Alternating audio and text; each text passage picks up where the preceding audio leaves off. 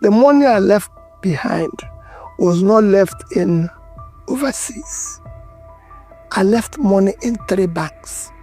Those 3 banks are there. You can go there. In fact, after this interview, I have in my little office here a photocopy.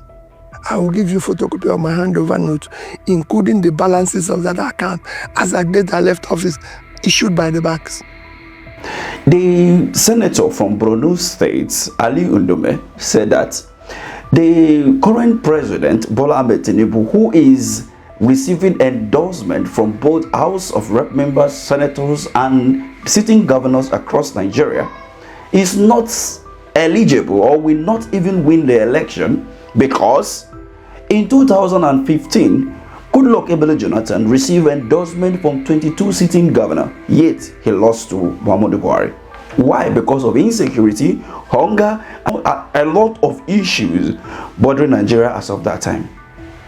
But when you look at it, that time compared to now, Nigeria is far, far, far worse compared to what it was that time. But anyway, sycophants like Daniel Bwala and now new recruited Soyobi and the rest will continue to deceive gullible minds ahead of 2027.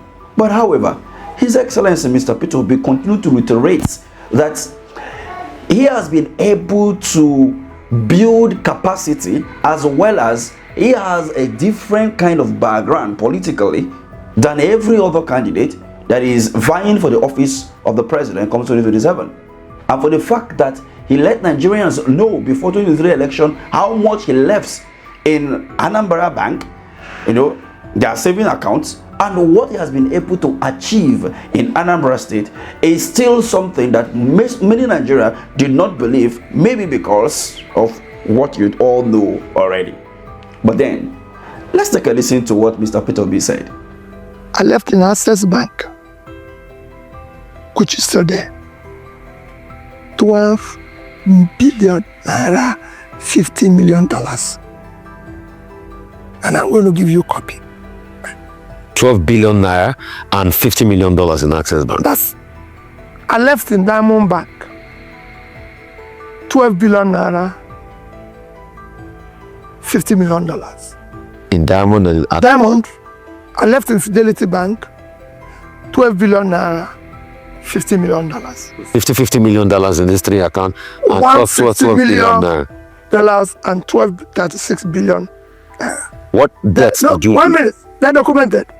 Rufai, the day I left office, I was not owing one contractor, one supplier who have executed his job. If you see one today, I challenge you. Go and sit. I was not owing any civil servant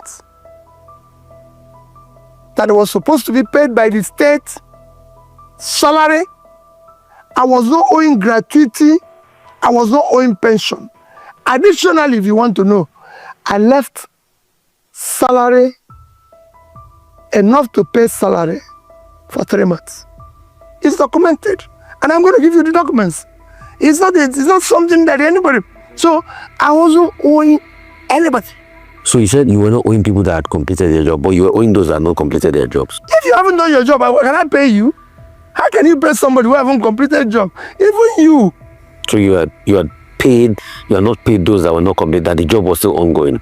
If your job is ongoing, I won't. Let me give you an example. So are you telling me? When I came into Are you telling me that you left no debts behind in Anambra? Not one. I was even begging people to come and take their money. If you had a job in Anambra, you can go and ask anybody. Not one. Anybody who tells you Peter Obi was owing him, call the person. I've challenged people for 10 years. Now, Peter Obi has, emphasized on this particular issue long over how many years now? For 10 years, according to him, he said he has been challenging Nigerians to bring out his corruption file. But unfortunately, no one has been able to provide any evidence anywhere that His Excellency Mr. Peter Obi has been involved in any fraudulent activity, or better still, being able to siphon government funds. But let's take a look at this critically. 2027, Peter Obi is coming. And for those who don't believe, should better be rethinking now, because as of today, when you look at the economic policy of this particular government, and then you look at, the way people are suffering and behaving under this administration, you will understand that Peter Obi, if Nigerians actually want him, they will have him. But it's all in the hands of Nigerians, if they can actually stand up to defend their votes come 2027. Because the Independent National Electoral Commission may still behave the way they did in 2023. Do we need election reform or electoral reform? Oh yes, we do. But will they even sign it? That is another problem. So what do you make of all of this? Let me have your take at the comment section. But remember, Peter Obi is coming. And let's try to be civil. Thank you for watching.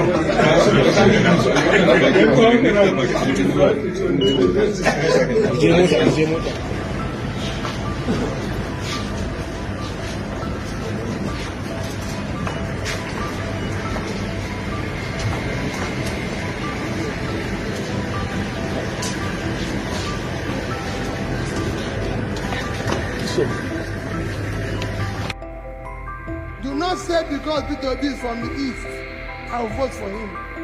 Do not vote for me because I'm an Igbo man. Do not vote for anybody because they're from the west. Do not vote for anybody because they're from the north. This is time to vote a human being who have conscience and trust. Ẹgbẹ́ kìíní wá, èmi ló kàn.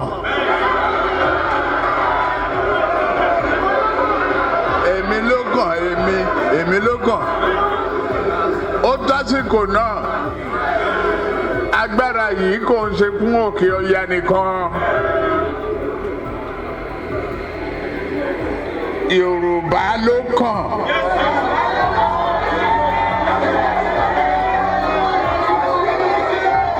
Tá a bá dẹ̀ sa Yorùbá náà, èmi